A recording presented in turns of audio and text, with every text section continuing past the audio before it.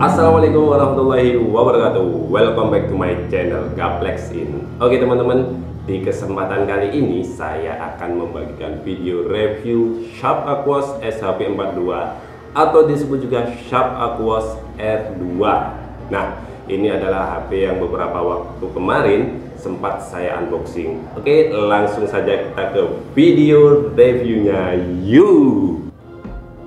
Seperti biasa, sebelum kita melakukan video review, kita seruput dulu kopinya.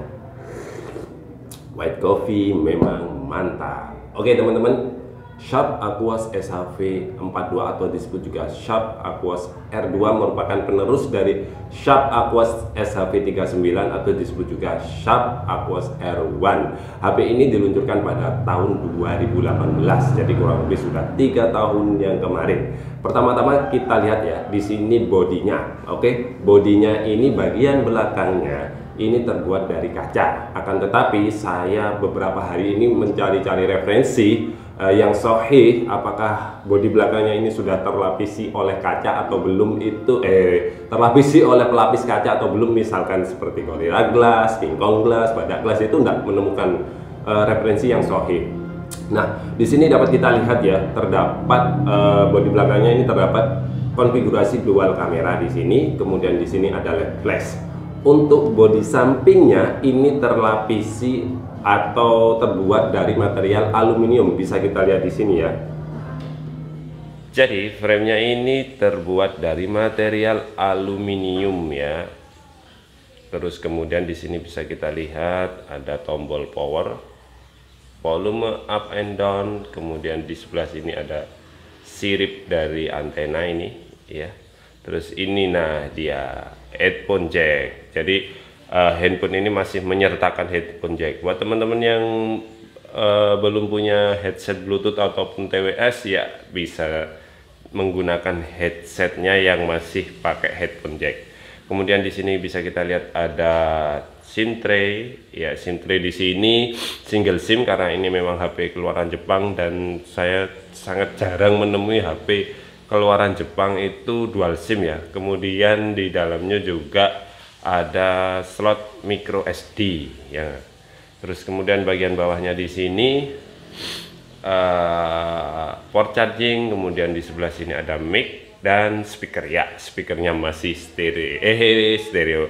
Speakernya masih mono speaker. Untuk di bagian belakang ini tadi ya, tadi sudah saya jelaskan bahwa belum ada keterangan atau referensi yang sahih apakah dia sudah memakai pelindung. Di sini bisa kita lihat ada komposisi dual kamera dan LED flash. Nah, seperti itu tadi. Nah, itu tadi tentang bodinya. Kemudian lanjut ke layar. Layarnya sendiri ini terbuat dari panel Sharp ya. Kita sudah tahu sendiri lah, Sharp adalah produsen televisi ya. Jadi sudah tidak diragukan lagi kualitas dari LCD Sharp. Meskipun dia LCD, dia tidak nanggung-nanggung gitu ya. Jadi spek LCD-nya di sini yaitu dengan bentang layar 6 inch dan resolusi 1440 x 3040 dengan kerapatan 560 ppi. Jadi resolusinya sudah 2K. Tapi bukan itu yang menjadi nilai lebihnya. Nilai lebihnya adalah pada refresh rate-nya yang 120 Hz. Ya, bisa kita lihat di sini ya. Nah, untuk bagian layar ini merupakan sesuatu yang spesial. Waduh. Bukan spesial sebenarnya, merupakan nilai lebih dari Sharp Aquos R2. Jadi layarnya di sini memiliki refresh rate 120 Hz. Jadi buat teman-teman yang suka bermain game ini, terutama untuk PUBG, jadi ketika di unlock ya di smooth extreme itu kan berjalan di kisaran 90 fps ya. Maksudnya bisa berjalan sampai 90 fps asalkan device-nya itu mendukung. Nah, jadi kalau Sharp Aquos R2 ini sudah mendukung refresh rate hingga 120 Hz. Jadi ketika bermain PUBG dan device ini atau mungkin chipsetnya itu mumpuni untuk menjalankan di smooth extreme, jadi dia akan berjalan sesuai dengan refresh rate-nya. Nah, untuk mengetahui seberapa perbedaan antara refresh rate 60 Hz dan 120 Hz, di sini sudah ada Redmi Note 9 ya.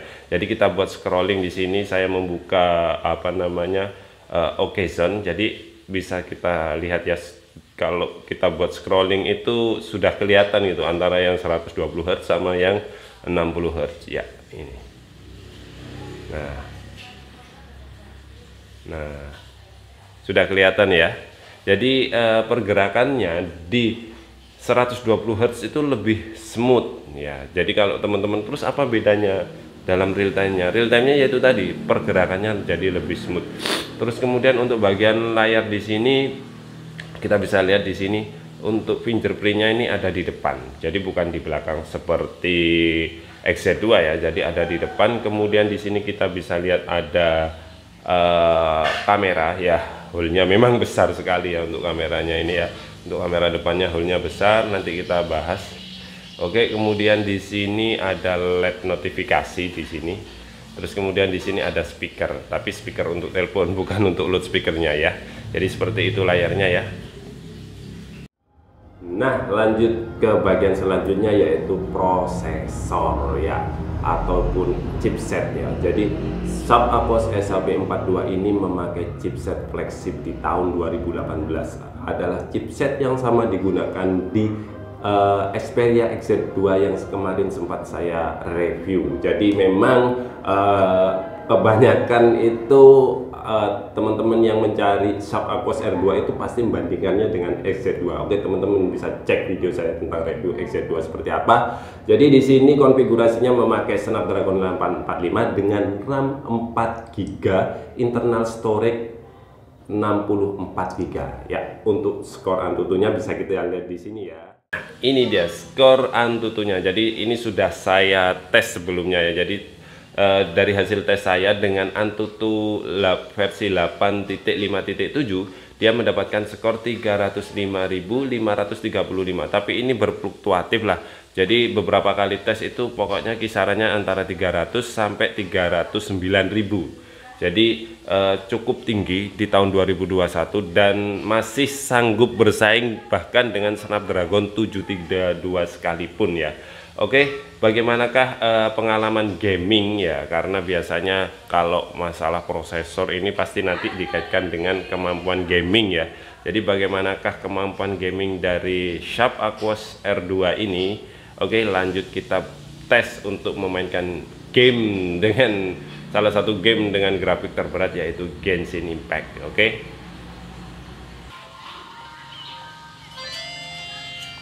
Ya, bisa kita lihat. Nah, ini teman-teman sudah saya buka Genshin Impact-nya ya, dan di sini kita coba lihat di pengaturannya Genshin Impact ya. Nah, untuk grafik ya, grafiknya ini ya sudah saya set ke tertinggi dengan FPS-nya ini saya coba ke 60 fps. Ya, ini grafik, dan ini sudah saya install aplikasi KF Mark ya. Jadi dia bisa mengetahui berapa FPS yang bisa dijalankan di HP ini ya. Ingat resolusinya 2K. Jadi memang akan berbeda sekali ketika dibandingkan dengan resolusi yang Full HD. Jadi ini bisa kita lihat ya, FPS-nya dia dapat 23, 24. Seperti itu ya. Jadi memang sedikit berat tapi masih jalan ya, masih jalan ya. Ini FPS nya ya, bisa dilihat teman-teman.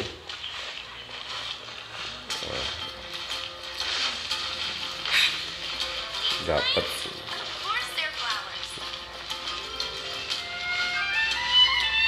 nah ini dia ya, ada sedikit patah-patah pasti, tapi masih sangat playable sekali dengan grafis tertinggi. Ingat resolusinya juga 2K loh ya. Oke, lanjut ke pengujian PUBG Mobile. Saya buka. Nah, ini dia game PUBG-nya ya. Ini sudah saya setting di bentar. Nah, ini dia grafik. Nah, smooth ekstrim. Akan tetapi ini FPS-nya yang berjalan sih sekitar 5861 ya. Saya tidak tahu apakah memang maksimalnya di 60 fps, tapi sepertinya sih dia bisa menjalankan lebih dari 60 fps, atau mungkin aplikasi dari fps ini yang mungkin kurang tepat ya. Ini saya pakai aplikasi KF Mark ini ya, tapi memang pergerakannya sih smooth ya, tidak ada patah-patah ya. Oke, bisa kita lihat ya teman-teman, sangat lancar lah untuk bermain PUBG ini ya.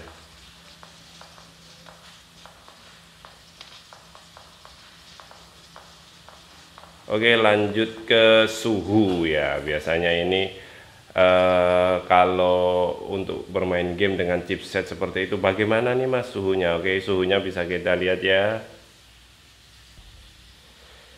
Jadi untuk suhunya sendiri, ini kemarin sudah saya tes. Ini untuk bermain Genshin Impact dengan waktu kurang lebih 10 menitan lah, kurang lebih 10 menit. Di settingan tertinggi saya dapatkan suhu bagian depannya 42,6 derajat Celcius, kemudian suhu belakangnya 43,0 derajat Celcius. Memang cukup panas tapi masih bisa dipakai lah katakanlah. Nah, untuk selanjutnya adalah sesi kamera ya. Untuk Sharp Aquos R2 ini menggunakan konfigurasi dual kamera, naik dari adiknya yang terdahulu Sharp R1, Aquos R1 yang cuma memakai satu kamera, ataupun kalau teman-teman mau membandingkan dengan XZ2, ini sudah memakai dua kamera, sedangkan XZ2 masih single kamera. Oke, untuk konfigurasinya sendiri di sini kamera atas ini atau kamera yang cuma didedikasikan untuk video recording. Jadi kamera atas ini tidak bisa untuk foto, cuma untuk video. Begitu juga sebaliknya untuk kamera bawah ini hanya untuk foto, tidak bisa untuk video. Untuk kamera atasnya ini sendiri beresolusi 16,3 megapiksel PDAF, kemudian untuk kamera yang bawahnya beresolusi 22,6 megapiksel. Jadi resolusinya sudah sangat mumpuni, dan salah satu fitur andalannya yaitu perekaman 4K yang sangat stabil, dan menurut saya lebih stabil dari XZ2. Seperti apa bisa kita lihat di sini ya. Oke. Nah, untuk kamera belakangnya sudah saya jelaskan barusan ya, untuk konfigurasinya seperti apa. Untuk fitur-fitur dari kamera belakang itu sendiri seperti ini ya. Untuk fitur-fitur dari kameranya. Oh, sebentar. Ini dia. Nah, jadi di foto ini teman-teman bisa pilih di auto, di menunya ini ada AI auto, ada manual. Untuk manualnya ini ada 6 pilihan. Jadi yang ini tajam, fluffy, backlight, setelah gambar, close up sama monokrom. Selain itu juga ada latar belakang buram, ini untuk mengambil foto bokeh ya. Jadi teman-teman bisa mengambil foto bokeh dengan mode ini ya. Cuman di sini kayaknya sih software ya. Jadi yang bekerja itu adalah software ya. Jadi misalkan ini saya foto di sini nah ya, jadi di processing, ada post processingnya itu lewat software.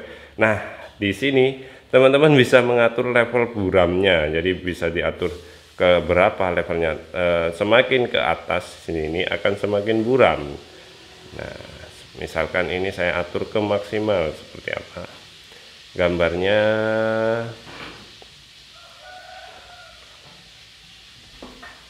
Ya, cukup lama post processingnya ya, seperti ini gambarnya ya. Oke, lanjut ke mode videonya ini. Bentar ya, wah kok susah ini. Nah, di sini. Nah, untuk videonya ini ada di atasnya ini ada AI dan mode wide dan standar. Ya, ada mode wide and standar di sini ya. Ini kena aplikasi yang FPS tadi sepertinya ya. Oke, ada wide dan standar. Terus kemudian LED flash di sini, terus kemudian nah ini. Jadi videonya juga bisa disetting di manual ya.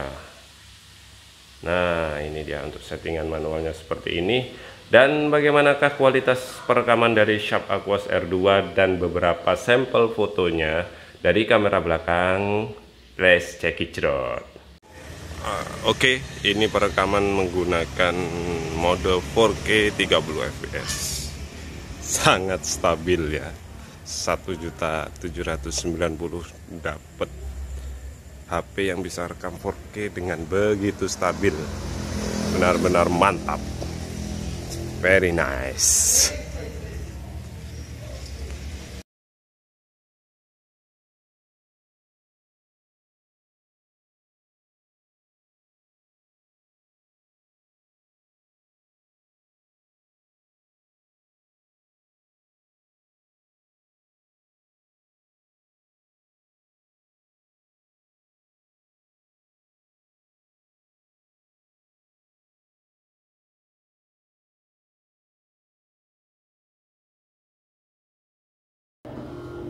Nah, itu barusan kualitas dari jepretan kamera belakang Sharp Aquos R2.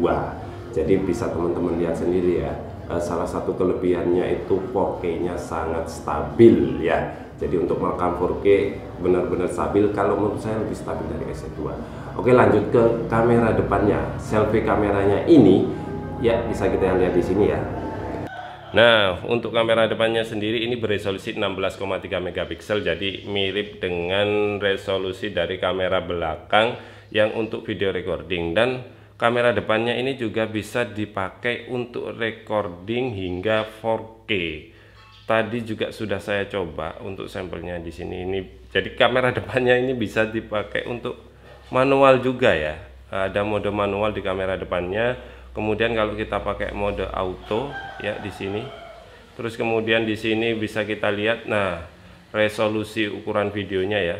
Jadi ada resolusi 4K-nya juga. Jadi benar-benar mantap ini untuk kameranya sih. Di harga 1 jutaan itu masih sangat bisa bersaing sekali dengan HP-HP baru ya. Untuk kualitasnya seperti apa, kita lihat ya beberapa sampel video, bukan beberapa sampel videonya, mungkin saya cuma bagikan satu, dan beberapa foto-foto dari kamera depannya. Let's check it out.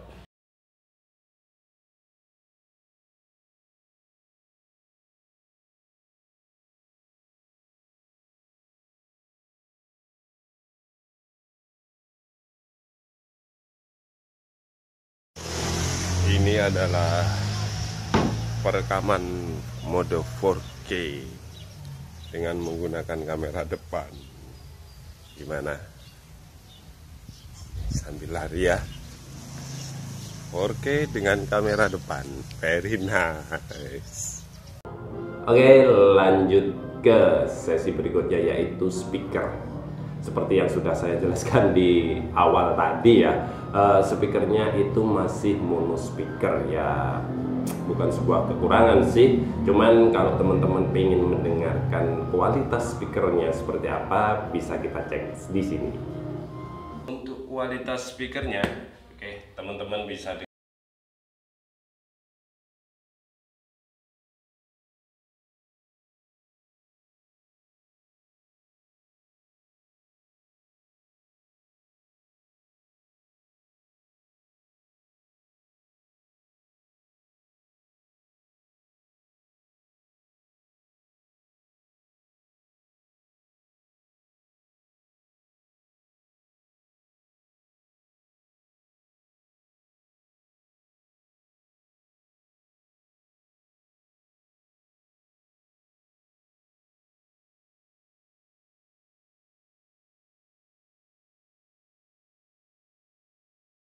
seperti itu tadi ya kualitas dari. Nah, seperti itu tadi ya kualitas speaker dari Sharp Aquos R2. Jadi bisa teman-teman simpulkan sendiri. Jadi speakernya sih kencang, akan tetapi nilai minus dari speaker itu yaitu ketika dibuat bermain game, vibrasi dari speaker ini ketika volumenya ditingkatkan sampai maksimal atau dikeraskan, itu vibrasinya terasa di sini. Dan kalau nggak pakai soft case seperti yang saya pakai beberapa hari, menurut saya itu sangat mengganggu sekali, kurang nyaman gitu. Jadi saya sarankan daripada dikeraskan, yang mending dikecilkan, atau kalau nggak seperti itu teman-teman bisa memakai headphone atau headset ya. Oke, lanjut ke selanjutnya. Di sini Sharp Aquos R2 ini sudah mendukung NFC, Bluetooth-nya 5.0, akan tetapi ada poin di konektivitas ini yang saya rasa kurang, bisa kita lihat di sini ya. Nah, untuk konektivitasnya sendiri ini sebenarnya bukan sebuah masalah ya. Cuman ya saya merasa aneh saja ya, untuk HP sekelas flagship tapi dia tidak menampilkan atau tidak mampu menangkap spektrum WiFi 5GZ. Jadi ini adalah HP Redmi Note 9 saya. Jadi di sini kita bisa lihat, di sini dia bisa menangkap sinyal WiFi 5GZ. Sedangkan di sini untuk Sharp Aquos R2 ini tidak menemukan saya, atau mungkin entah unit yang saya dapat itu memang tidak bisa, atau memang semua unit seperti ini, saya tidak tahu. Karena di keterangan di Gizmo Cina yang sempat saya baca itu sih dia bisa menangkap 5GZ, tapi kenyataannya dia tidak bisa gitu. Jadi memang tidak ada di sini. Nah, ini misalkan saya klik di sini, nah WiFi 5GZ terhubung juga, di sini tidak ada tapi. Nah, seperti itu ya. Nah, itu tadi dari segi konektivitas. Memang bukan sebuah masalah yang besar ketika HP itu tidak ada penerima WiFi 5GZ-nya, akan tetapi buat teman-teman yang doyan untuk mengirim data via WiFi ya, spektrum 2,4 itu transfer rate-nya lebih kecil daripada 5GZ. Jadi memang 5GZ memberikan transfer data rate yang lebih besar. Oke, lanjut ke yang paling apa ya, yang paling menurut saya menjadi pertimbangan ya ini. Jadi sesi ini merupakan sebuah pertimbangan ketika kita untuk meminang sebuah HP second, yaitu baterai. Nah, baterainya sendiri ini dirancang dengan kapasitas 3130 mAh dengan sebuah konfigurasi layar 2K, kemudian refresh rate 120 Hz, dan Snapdragon 845. Saya rasa sangat mediocre sekali. Jadi bisa teman-teman lihat di sini ya. Oke, lanjut teman-teman ke sesi baterai. Di sini kita bisa lihat ya, untuk penggunaannya saya coba, karena ini HP tidak saya gunakan untuk daily use, cuma sempat saya tes untuk bermain Mobile Legends dari posisi 100%. Dia saya mainkan untuk Mobile Legends selama kurang lebih 1 jam 54 menit, itu berkurang hingga 60% ya. Jadi sisa 40% ini baterainya ya. Menurut saya sih ya gimana ya, sesuai dengan performa dan layar memang, jadi sesuai dengan chipset yang dia pakai dan layarnya yang sudah 2K. Akan tetapi kalau untuk penggunaan sehari-hari sepertinya memang boros ya. Kemudian untuk chargingnya sendiri juga sedikit ya, dia support fast charging, tapi apa namanya, kecepatan dari chargingnya di sini dari 16% ya, teman-teman bisa lihat pukul 20.29 saya sudah mulai ngecharge gitu ya, dia baru penuh di pukul 22.21. Jadi kurang lebih itu 2 jam hanya untuk charging baterai 3130 mAh. Menurut saya sangat lambat ya, kecuali kalau dia sudah 5000 mAh sih, atau mungkin 6000 mAh sekalipun tidak ada masalah 2 jam. Ini 3130 tapi hampir 2 jam. Kemudian sedikit masalah lagi di baterai ya, sebenarnya bukan masalah baterainya tapi berkaitan dengan baterai juga. Jadi ketika baterainya itu berada di persentase 30%, dia itu mengalami frame drop. Seperti apa frame dropnya bisa teman-teman lihat ya.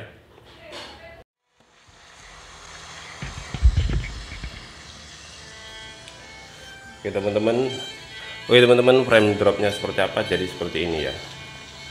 Nah itu, jadi ini saya set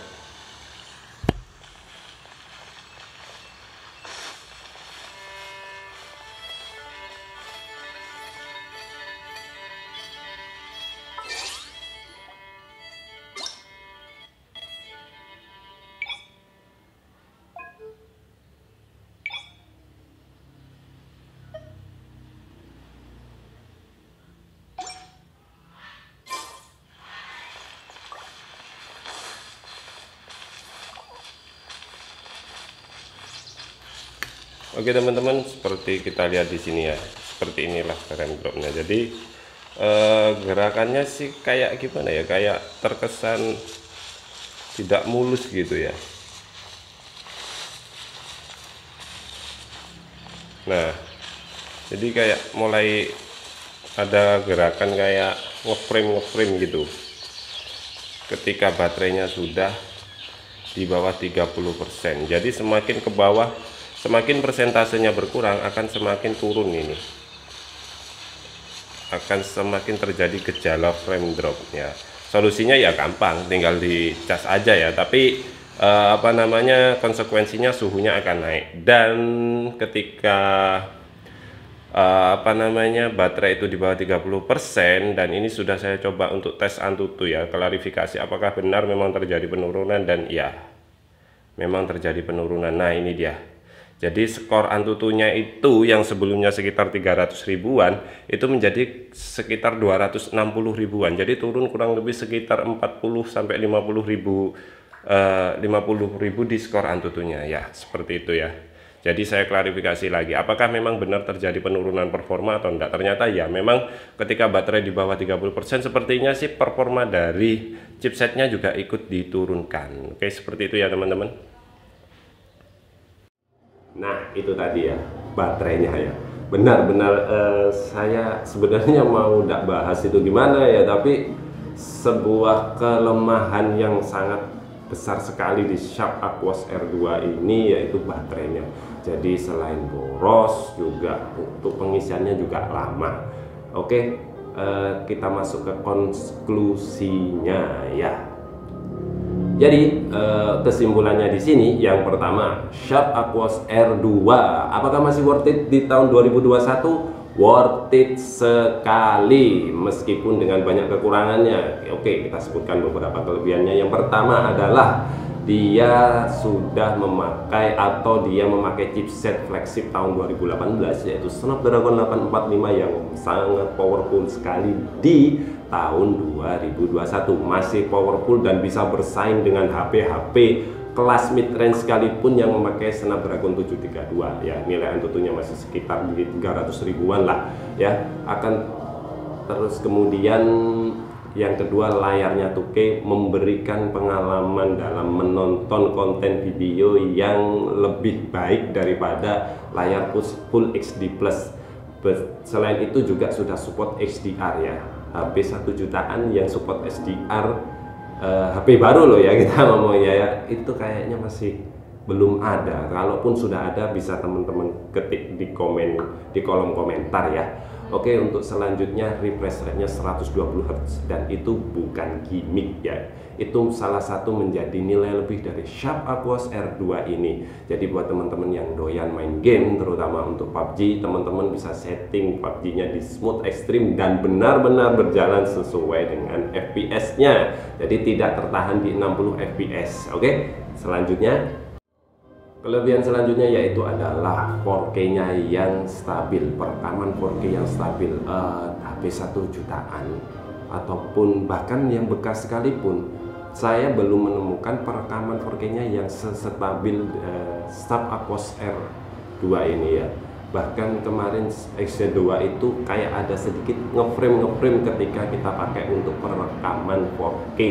Nah, oke teman-teman, itu tadi beberapa kelebihan dari Sharp Aquos R2. Selanjutnya kekurangannya. Nah teman-teman, itu tadi kelebihan dari Sharp Aquos R2 yang mungkin bisa menjadikan bahan pertimbangan teman-teman. Akan tetapi kali ini saya akan menyebutkan kekurangan yang jauh lebih banyak daripada kelebihannya. Sekaligus kelebihan itu tadi menghadirkan kekurangan di Sharp Aquos R2. Yang pertama ini konfigurasi Snapdragon 845 dan layar 2K plus refresh rate yang 120 Hz itu tadi kemudian memunculkan kekurangan. Yang pertama, HP ini cepat panas ya. Panas ya, benar sekali. Jadi saya sarankan buat teman-teman untuk memakai cooling. Yang kedua, kombinasi itu tadi chipset beserta layar yang 2K dan refresh rate 120 Hz itu tadi juga menimbulkan pemakaian daya yang lebih tinggi hingga akhirnya baterainya juga boros. Oke, selanjutnya touchnya ya sudah kita lihat tadi ya di depan. Jadi touchnya itu cuma support 5 jari ya, meskipun tidak ada teman-teman yang pakai langsung 10 jari, itu main piano kalau 10 jari ya. Oke, selanjutnya kekurangan yang lainnya itu ada di pengisian. Jadi baterai yang 3000 itu tadi untuk mengisi dari 16% ke 100% itu butuh waktu yang lama, padahal sudah support fast charging 18 watt. Oke, selanjutnya kekurangan selanjutnya yaitu ada di speakernya. Itu kalau ya seperti yang saya jelaskan tadi, kalau dikeraskan itu terasa vibrasi yang kurang nyaman. Kemudian hole dari kamera yang besar yang sedikit mengganggu dalam gaming, dan ini yang banyak dikeluhkan di grup gitu ya, salah satunya adalah frame drop. Ya benar sekali, frame drop. Jadi Sharp Aquos SHB 42 atau Sharp Aquos R2 ini ketika baterainya sudah 30% ke bawah itu menimbulkan gejala frame drop ya. Jadi kalau sudah 30% ke bawah saya sarankan untuk di charging. Akan tetapi efek dari main game dan charging kita tahu sendiri ya, suhunya akan semakin meningkat dan juga merusak baterai. Jadi buah si malakama gitu loh ya. Dan kalau tidak kita cas, kita biarkan begitu saja turun, teman-teman pengalaman gamingnya akan sangat gimana ya, tidak nyaman sekali, benar-benar mengganggu. Jadi banyak ngeframe ya. Nah, kekurangan terakhir karena HP ini HP yang diluncurkan di pasar Jepang, jadi banyak aplikasi-aplikasi bawaan yang harus di bloatware dulu. Apa itu di bloatware? Yaitu menghapus aplikasi-aplikasi bawaan Jepang karena memang tidak bisa digunakan di sini. Jadi percuma dan juga memakan RAM. Itu tadi kekurangannya. Akan tetapi yang membuat saya tertarik ya, menurut saya nilai lebih. Jadi sudah saya sebutkan kelebihannya, kekurangannya. Akan tetapi kekurangan yang banyak itu tadi bisa diberikan solusi. Jadi Sharp Aquos R2 ini sangat bisa dimodding. Yang pertama, kita tahu bahwa